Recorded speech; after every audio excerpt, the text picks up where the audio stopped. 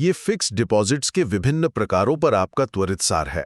आप जानते ही होंगे कि एफडी कोई एक साधारण सा निवेश नहीं है, बल्कि इसके ना 14 अलग-अलग प्रकार होते हैं जो बिल्कुल आपकी विशिष्ट वित्तीय जरूरतों के हिसाब से बने हैं। तो पहला, चलिए घरेलू और कुछ खास मकसद वाली एफडी को देखते हैं।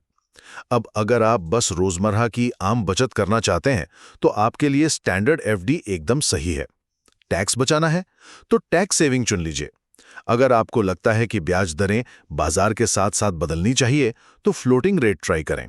और हाँ, फ्लेक्सी एफडी तो सीधे आपके सेविंग खाते से ही जुड़ जाती है। इसके अलावा घर के बुजुर्गों को थोड़ा ज्यादा ब्याज दिलाने के लिए सीनियर सिटीजन एफडी मौजूद है।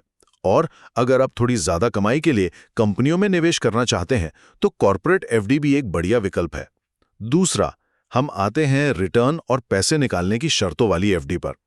देखिए, अगर आप चाहते हैं कि आपका ब्याज मूलधन में जुड़ता जाए और आगे चलकर और पैसा बनाए, तो क्यूमुलेटिव एफडी सबसे अच्छी है। लेकिन अगर आपको नियमित आय चाहिए, तो फिर नॉन क्यूमुलेटिव ही चुनिए।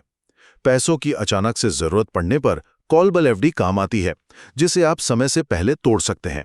वहीं नॉन कॉलेबल में पैसा तो लॉक रहता है, पर हाँ, इसमें ब्याज थोड़ा ज्यादा मिलता है। और अंत में चलिए बात करते हैं एनआरआई और विदेशी मुद्रा से जुड़ी एफडी की। अगर आप विदेश में कमाया पैसा भारत में रखना चाहते हैं, तो एनआरई है। और अगर भारत में ही कोई कमाई हो रही है, जैसे मान लीजिए घर का किराया, तो उसके लिए एनआरओ होता है। सबसे खास बात, अगर आप अपने डॉलर या पाउंड को बिना रुपए में बदले निवेश करना चाहते हैं ना, ताकि करेंसी बदलने का कोई नुकसान न हो, तो एफसीएनआर और आरएफसी डिपॉजिट्स के बहुत ही शानदार विकल्प उपलब्ध हैं।